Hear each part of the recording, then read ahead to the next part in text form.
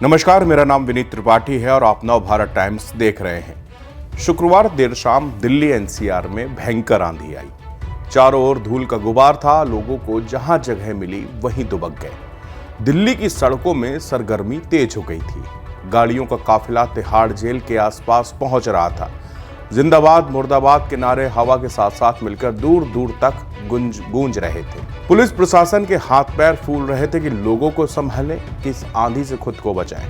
तभी आम आदमी पार्टी समर्थक कहने लगे कि देखो देखो, शेर के निकलते ही आंधी आ गई। नारेबाजी के बीच केजरीवाल अपने घर पहुंचते हैं और माताजी पिताजी से आशीर्वाद लेते हैं और पत्नी बच्चों से मिलते हैं। सोशल मीडिया पर उनकी तस्वीरों और वीडियो से पूरा पटा पड़ा है।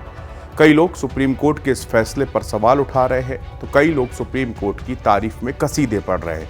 फिलहाल हम इसकी चर्चा में नहीं पड़ेंगे, क्योंकि सुप्रीम कोर्ट का जो फैसला है वो अंतिम फैसला है। लेकिन एक सवाल जो हर कोई कर रहा है वो ये कि आखिरकार केजरीवाल के बाहर आने के बाद राजनीति में क्या उठापटक मच सकती है। क्या इंडिया गठबंधन को इससे मजबूती मिलेगी? दिल्ली में केजरीवाल कुछ बड़ा कर सकते हैं? पंजाब में आपको क्या फायदा होगा? इस तरह के बहुत सारे सवाल हैं जिनके आज कुछ सवाल खोजने की हम लोग कोशिश करते हैं। केजरीवाल को 1 जून तक के लिए जमानत मिली है। अभी 4 चरणों के मतदान बचे हुए हैं। चौथे चरण में उत्तर प्रदेश, बिहार और मध्य प्रदेश समेत 10 राज्यों की 96 सीटों पर सोमवार यानी 13 मई को चुनाव होना है।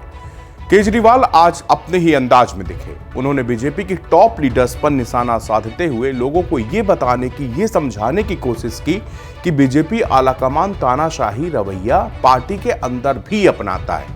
उन्होंने शिवराज सिंह चौहान, सुमित्रा महाजन से लेकर सीएम योगी तक का जिक्र कर दिया। जैसा सोचा था, केजरीवाल का अंदाज उसी के इर्द गिर्द रहा था। अब कई राजनीतिक जानकारों का कहना है कि केजरीवाल की रिहाई से विपक्ष को फायदा मिलेगा, खास तौर से दिल्ली और पंजाब जैसे राज्यों में जहां पर आम आदमी पार्टी का एक मजबूत आधार है। इससे पूरे इंडिया गठबंधन भी मजबूती आएगी और उनके नेताओं को भी मजबूती मिलेगी। फिलहाल लोकसभा चुनाव चल रहे हैं। 3 चरणों के लिए वोटिंग हो चुकी है। अभी 4 चरण और भी बाकी हैं। आम आदमी पार्टी के लिए महत्वपूर्ण माने जाने वाले 2 राज्य जहां पर दोनों जगह उनकी सत्ता है, दिल्ली और पंजाब, यहां पर अभी मतदान होना है। दिल्ली की 7 सीटों पर 25 मई को चुनाव होने हैं। यहां से आम आदमी पार्टी 4 सीटों पर और कांग्रेस 3 सीटों पर चुनाव लड़ रही है। दोनों ही पार्टियां इंडिया गठबंधन के तहत एक साथ मिलकर चुनाव लड़ रहे हैं। पंजाब की सभी 13 सीटों पर आम आदमी पार्टी चुनाव लड़ रही है। यहां 1 जून को मतदान है। इन दोनों राज्यों के अलावा आम आदमी पार्टी हरियाणा में भी 1 सीट पर चुनाव लड़ रही है। यहां दिल्ली के साथ ही 25 मई को चुनाव है। पूरे देश की बात करें तो 543 में से 285 सीटों पर वोटिंग हो चुकी है। इनमें कई जगहों पर आम आदमी पार्टी का भी आधार था। उदाहरण के तौर पर गुजरात में पार्टी ने 2 उम्मीदवारों को उतारा था। 2022 की विधानसभा चुनाव में पार्टी को 5 सीटों पर जीत मिली थी और 13% लगभग वोट मिले थे।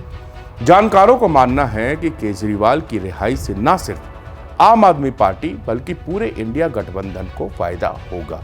इससे पहले जब आम आदमी पार्टी के सांसद संजय सिंह को कुछ शर्तों के साथ जमानत दी गई थी, तो जानकारों का यही कहना था कि पार्टी कार्यकर्ताओं में नए उत्साह का संचार हुआ था। बीबीसी की एक रिपोर्ट के मुताबिक राजनीतिक विश्लेषक अदिति फडणवीस मानती हैं कि यह बीजेपी के लिए बड़ा झटका है। साथ ही इससे आम आदमी पार्टी का मनोबल काफी हद तक बढ़ेगा। वो कहती हैं अब वो बाहर आकर लोगों को समझा सकते हैं, अपनी बातें उनको बता सकते हैं। कोर्ट ने 10 मई को कहा कि उनके मुख्य मामले की सुनवाई करेगा। इस मामले में उनकी गिरफ्तारी को चुनौती दी गई है। ऐसे में अगर कोर्ट ने केजरीवाल की गिरफ्तारी को अवैध पाया तो वो फिर जेल नहीं जाएंगे। हालांकि अगर ऐसा नहीं होता तो उन्हें 2 जून को तिहाड़ जेल वापस जाना पड़ेगा। कथित शराब घोटाले से जुड़े कुछ मामलों में सीबीआई और ईडी दोनों ने आरोपियों को गिरफ्तार किया है। केजरीवाल के मामले में गिरफ्तारी ईडी ने की है। अब दिल्ली की सड़कों पर आज आम आदमी पार्टी के समर्थक खूब खुशी से झूम रहे थे। आज केजरीवाल महरौली में, कृष्णानगर इलाके में रोड शो भी कर रहे हैं। इसके अलावा हर दिन अलग अलग केजरीवाल के प्लान बनते जा रहे हैं। अब इससे फायदा इंडिया गठबंधन को, क्योंकि इमोशनल कार्ड केजरीवाल खेलना बखूबी जानते हैं। आज जिस अंदाज में उन्होंने पहले हनुमान मंदिर के दर्शन किए, हनुमान मंदिर में दर्शन करने के बाद उन्होंने प्रेस कॉन्फ्रेंस की।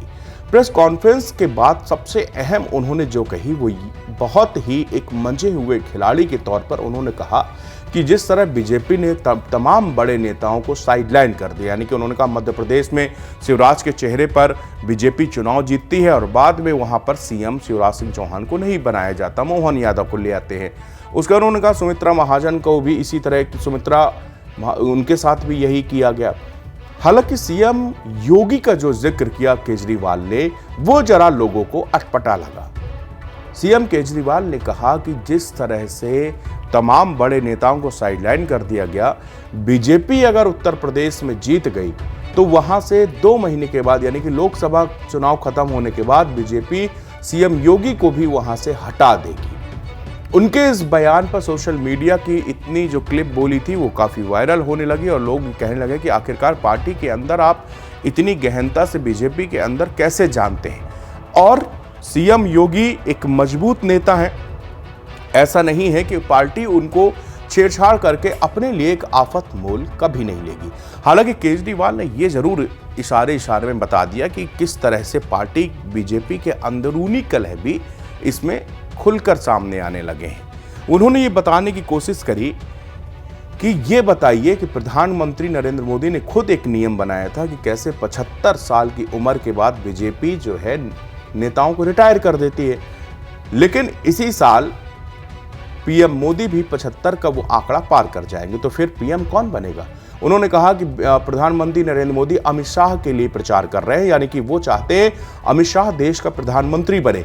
इस तरह की बयानबाजी और आज जिस तरह से जिस अंदाज में केजरीवाल को दिखा है, उससे कहीं ना कहीं ये जरूर लग रहा है कि अब आगे आने वाले जो बाकी बचे 4 चरण हैं उसमें कुछ ना कुछ इम्पैक्ट खास तौर से दिल्ली और पंजाब में केजरीवाल को लेकर जरूर पड़ेगा। केजरीवाल इमोशनल कार्ड खेलेंगे, वो लोगों को बताएंगे कि जेल में उनके साथ क्या क्या हुआ। कभी पर वो ये भी मुद्दा उठा सकते हैं कि जेल में उनकी तबीयत बिगड़ी लेकिन उनको इंसुलिन नहीं दी गई। इस तरह से लोगों को वो इंडिया गठबंधन के बैनर तले या आम आदमी पार्टी की तरफ जोड़ने का प्रयास करेंगे और ये बीजेपी के लिए ये एक बड़ा झटका भी माना जा रहा है।